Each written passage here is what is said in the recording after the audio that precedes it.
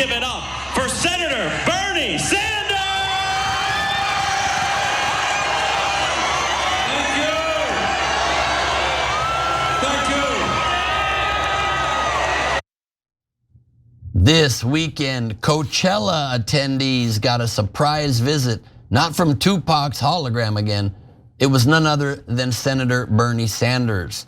And that was Representative Maxwell Frost on stage alongside with him. We're about to show you what Bernie had to say, but first, Cenk, Bernie Sanders on the Coachella lineup, what do you think? Love it. That's what you're supposed to do. You're not supposed to hide behind binders. You're supposed to go out there and try to make your case. What I was curious about when I saw the headline was how was he received?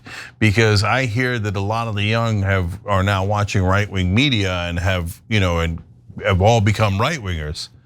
Well, let's find out. Well, yeah, that was certainly what was on everybody's mind. Bernie followed a set by Charli XCX, super hot artist. You don't expect Bernie coming out there. He was the introduction for Claro, who Bernie thanked for letting him speak. And here's a little bit of Bernie's speech, and you'll hear the crowd reaction. This country faces some very difficult challenges. And the future of what happens to America is dependent upon your generation. Now you can turn away and you can ignore what goes on, but if you do that, you do it at your own peril. We need you to stand up to fight for justice. To fight for economic justice, social justice, and racial justice. Now we got a president of the United States who, I agree. That was Bernie Sanders at Coachella right there, wearing his hot girl summer festival sexiest. His same outfit and hair.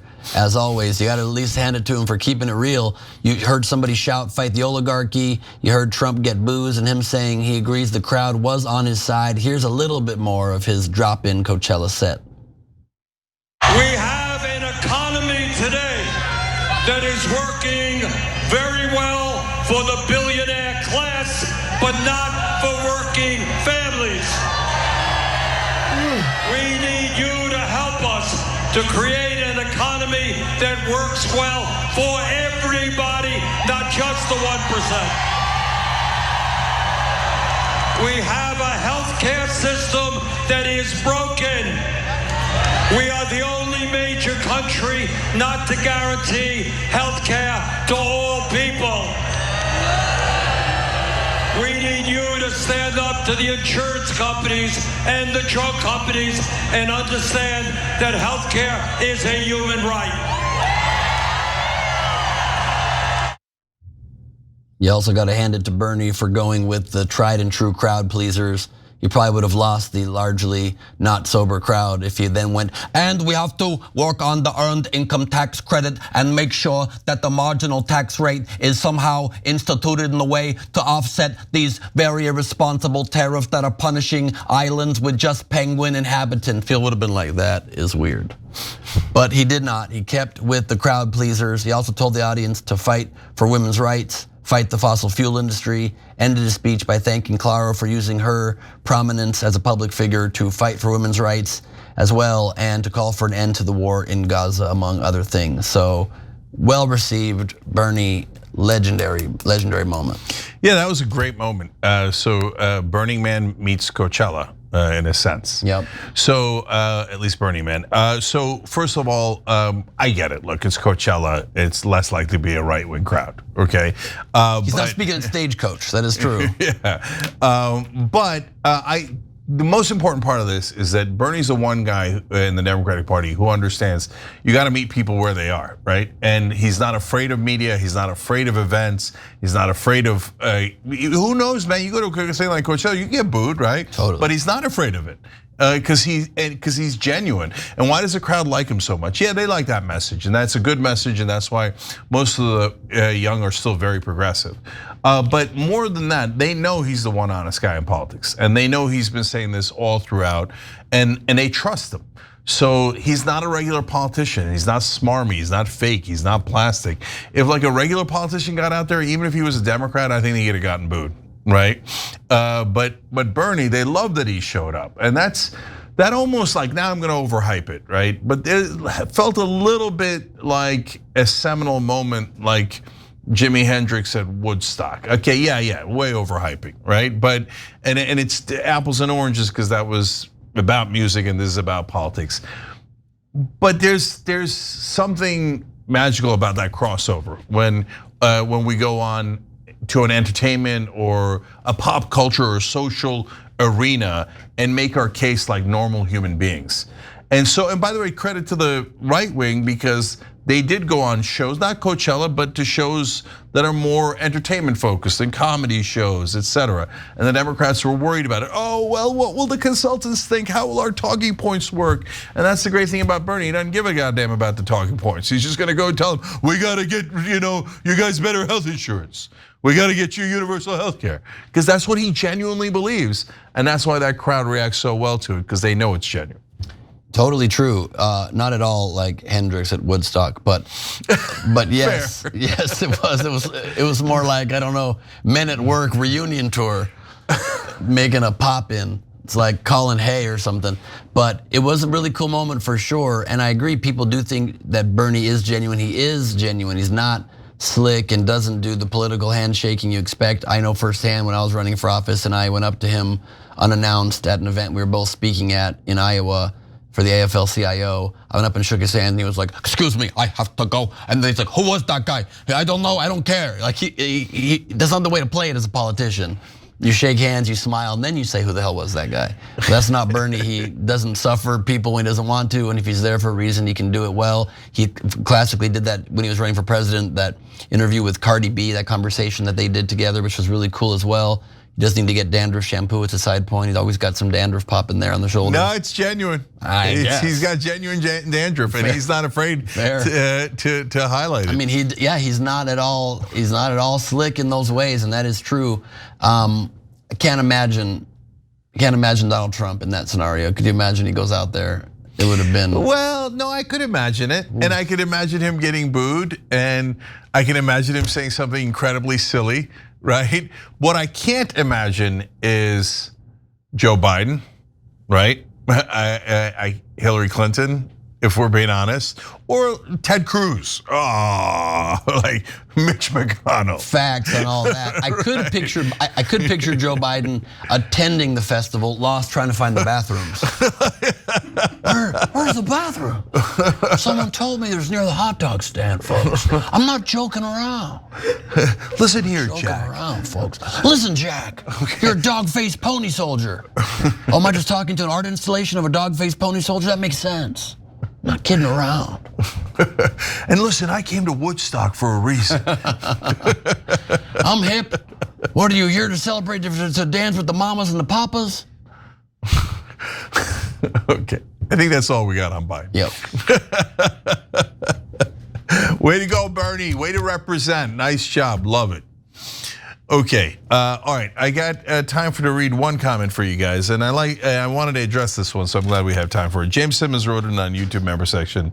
How many more steps are there before it becomes a constitutional crisis when he's literally ignoring the Supreme Court ruling from the other day? Help me understand this, please, Jank. So yeah, look, I was talking to a couple of friends over the weekend, and they're talking about people they know doom scrolling, right? And like, there's this person we know, a family friend, who's worried, she's an American citizen, she's worried that Trump's gonna grab her and deport her. Guys, please, one thing at a time, okay? So no, for the moment being, he's not grabbing American citizens and deporting them.